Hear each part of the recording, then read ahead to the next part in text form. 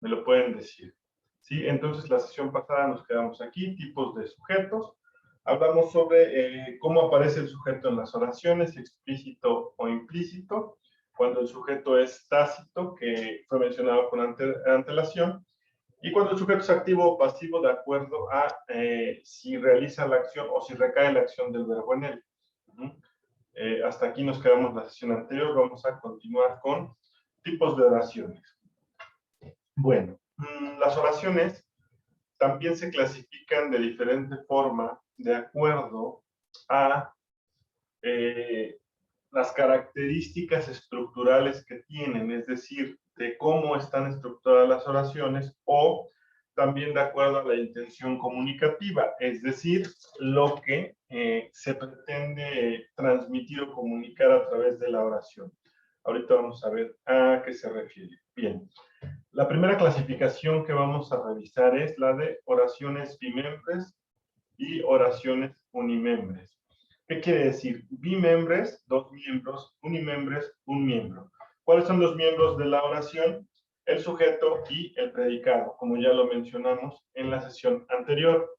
Entonces, sujeto, un miembro, predicado, dos miembros. Las oraciones bimembres son las más comunes.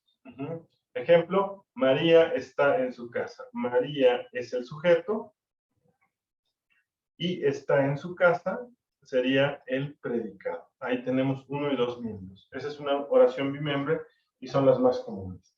Ahora, ¿qué es una oración unimembre? Si decimos que la oración bimembre es la que tiene sujeto y predicado, entonces la oración unimembre va a constar de un solo sintagma, es decir, de un solo miembro. Por lo tanto, no puede ser dividida en sujeto y predicado.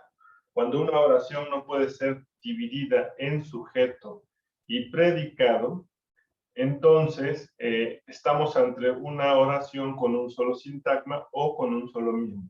Se llaman unimembres. ¿Qué quiere decir? Que entonces en ella no se puede reconocer un sujeto. ¿Sale? Tiene que ver con lo mismo. Si decimos que sujeto y predicado son los dos miembros de la oración, una oración con un solo miembro no va a tener sujeto. No podemos encontrar el sujeto en esa oración. No obstante, a pesar de ser una oración unimembre, que puede constar incluso de una sola palabra, sí tiene una intención comunicativa y sí transmite una idea completa. Vamos a verlo. Bueno, entonces, reiteramos, en ella no se puede reconocer un sujeto, ¿verdad?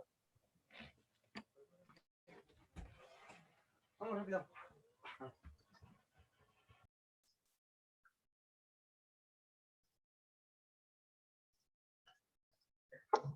Bien, entonces, ¿qué quiere decir? Las oraciones unimiembros, entonces, pueden estar conformadas por tres tipos. Primero, puede ser una oración unimembre sustantiva, o puede ser una oración unimembre de adverbio, o puede ser una oración unimembre que tiene una construcción verbal. En los tres casos no tendría sujeto de cualquier forma. Ejemplo de esto. Día de limpieza. Es una oración unimembre sustantiva. Día de limpieza. Nada más. No tenemos un sujeto aquí.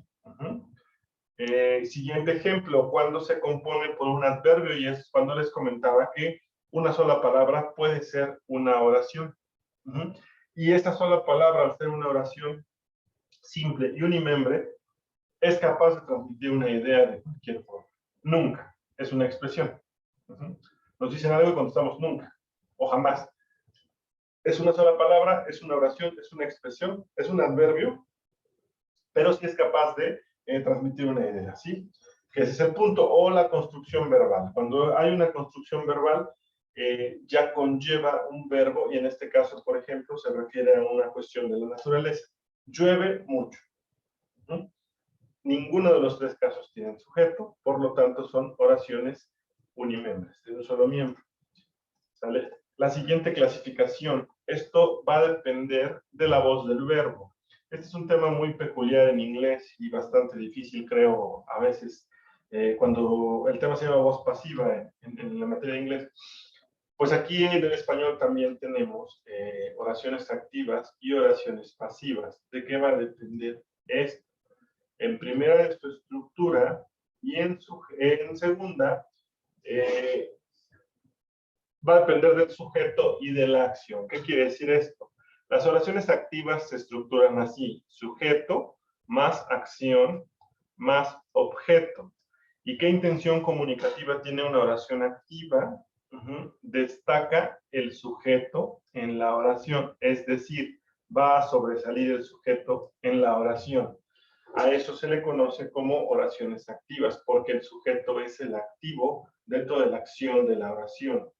Por ejemplo, mi jefe anunció la decisión, ¿sale? ¿A quién estoy resaltando? A mi jefe, porque él es quien anunció la decisión. Aquí estamos ante una oración activa. Siguiente ejemplo. Mi hermana pagó la cena. ¿A quién estoy destacando nuevamente? Al sujeto, que en este caso es mi hermana.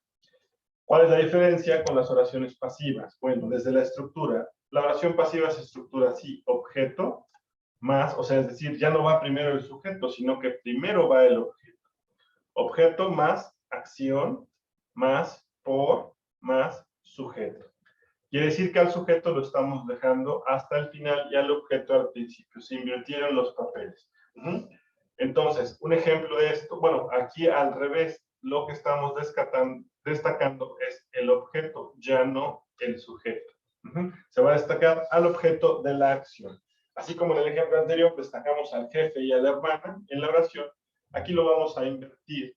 La decisión, objeto, objeto, la decisión fue anunciada por mi jefe, sujeto. Entonces el sujeto pasa a segundo término, se destaca el objeto por encima del sujeto, contrario a lo activo.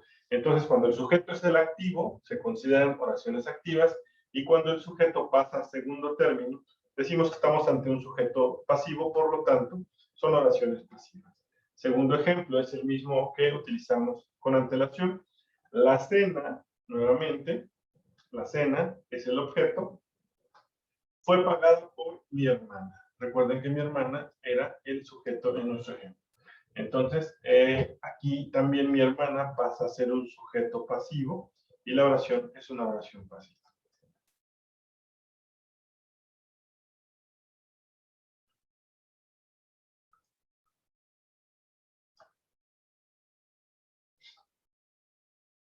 Bien, siguiente clasificación, y esta clasificación de hecho es importante.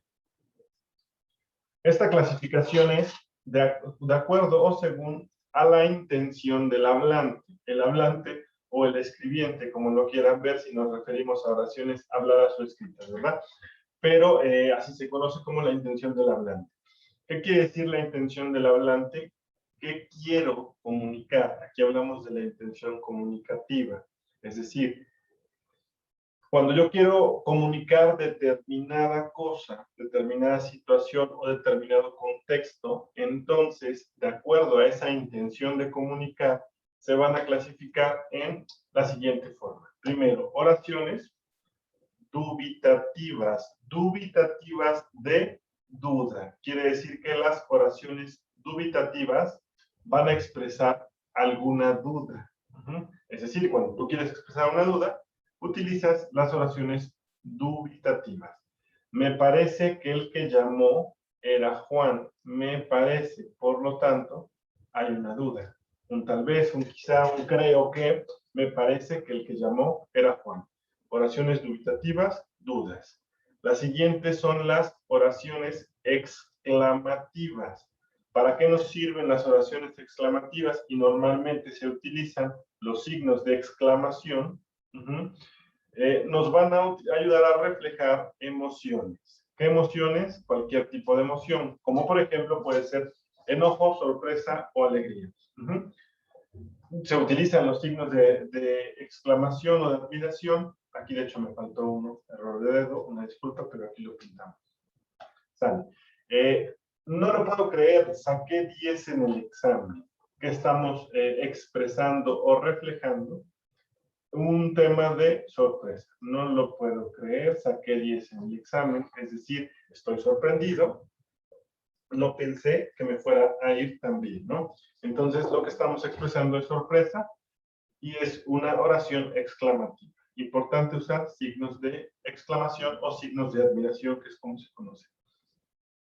Bien, la siguiente es oraciones interrogativas. ¿Para qué nos van a servir las oraciones interrogativas? Bueno, podemos decir que hablamos de preguntas y utilizamos o empleamos los signos de interrogación también, pero la finalidad no es preguntar como tal, sino la finalidad o la pretensión de las oraciones interrogativas es obtener información. Sí se plantean a través de pregunta, pero la intención comunicativa es obtener alguna información, no preguntar como tal. Pero si se plantea a través de preguntas, se utilizan los signos de interrogación. Bien, el ejemplo, ¿quieres ir al cine conmigo? ¿Cuál es la información que estoy tratando de obtener? Saber si quieres o no quieres ir al cine conmigo. Son oraciones interrogativas. Oraciones disederativas. Las oraciones disederativas van a expresar anhelo o deseo, es decir, algo que quiero, algo que deseo. Puede ser algo que deseo tener, puede ser algo que anhelo tener, o puede ser algo que le deseo a alguien más, para mal o para bien, de cualquier forma es un deseo. Ejemplo, espero que pases un feliz día. Espero ya está manifestando un deseo. ¿Sale? Te deseo un feliz cumpleaños, espero que pases un feliz día, deseo felices fiestas, etc. Bendiciones o maldiciones, ¿no? Positivo o negativo, de cualquier forma es un deseo o un anhelo. Bien. La siguiente son las disederativas. Después siguen las oraciones declarativas o enunciativas, también conocidas como enunciativas. ¿Para qué sirven las oraciones declarativas o enunciativas? Para expresar una opinión, idea o juicio. Opinión, idea o juicio. O son narrativas. Van a narrar algún hecho en particular. Por ejemplo, estas oraciones declarativas pueden expresarse en un sentido positivo o en un sentido negativo. Ejemplo, este mes no, y esto es negativo, ¿verdad? No llegamos al objetivo propuesto. En sentido positivo, este mes llegamos al objetivo propuesto. Están planteando un punto, están haciendo una enunciación, pero puede ser sentido positivo o negativo y eso también va a influir en la intención. Perdón, la intención del hablante también va a influir en el sentido de la oración. Obviamente, si yo quiero expresarles que la noticia de que no llegamos a la meta o al objetivo, pues entonces es negativo. Y si por el contrario yo lo que quiero es que ustedes estén enterados que sí se cumplieron los objetivos, entonces va a ser expresada en sentido positivo, ¿de acuerdo? Bien. Siguiente. Después tenemos las oraciones exhortativas o imperativas.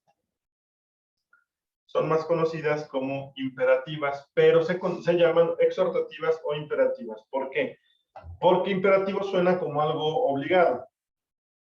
Y si lo es, pero no necesariamente. Es decir, nos van a servir para ordenar, en cuyo caso sí es algo imperativo, pero también para suplicar, rogar o pedir. Por lo tanto, entra más el término exhortativo. Pero las oraciones son llamadas exhortativas o imperativas y nos sirven para ordenar, suplicar o pedir algo. Por ejemplo, te vas a dormir, ¿no? Cuando se enoja el papá con el hijo que no suelta el Xbox, ¿no? Te vas a dormir. Eso es una cuestión imperativa, está ordenando, te vas a dormir. Suplicar, rogar o pedir. La misma oración, pero con un contexto posiblemente menos agresivo. ¿Te puedes ir a dormir? ¿No? Ahí estoy preguntando, pero también exhortando. O, ¿podrías apagar esa consola? Estoy pidiendo. No estoy ordenando. Apagas esa consola. ¿Podrías apagar esa consola? Por favor, apagas esa consola pidiendo, rogando, suplicando. suplico que apagues esa consola. O ordenando, ordenando. Apagas esa consola ahorita mismo. ¿Sale? ¿Sí quedó claro el ejemplo? Bien, esas son entonces las clasificaciones más importantes de las oraciones. Si se dan cuenta, todo va a girar en torno a lo que yo quiero expresar en la oración, sea escrita o hablada. De eso va a depender el tipo de oración que vamos a estar utilizando. Ahora bien, la última clasificación que nos toca revisar, y realmente es la que nos compete, es la de oraciones simples y oraciones compuestas. Eso lo vamos a ver ya en la sesión de mañana. ¿Sale? Hasta aquí la vamos a dejar por el día de hoy. Mañana ya estaríamos cerrando este segundo tema de nuestro bloque 2 con núcleo de sujeto y predicado y oraciones simples y oraciones compuestas. ¿Sale? Si no hay alguna duda, hasta aquí llegamos por el día de hoy.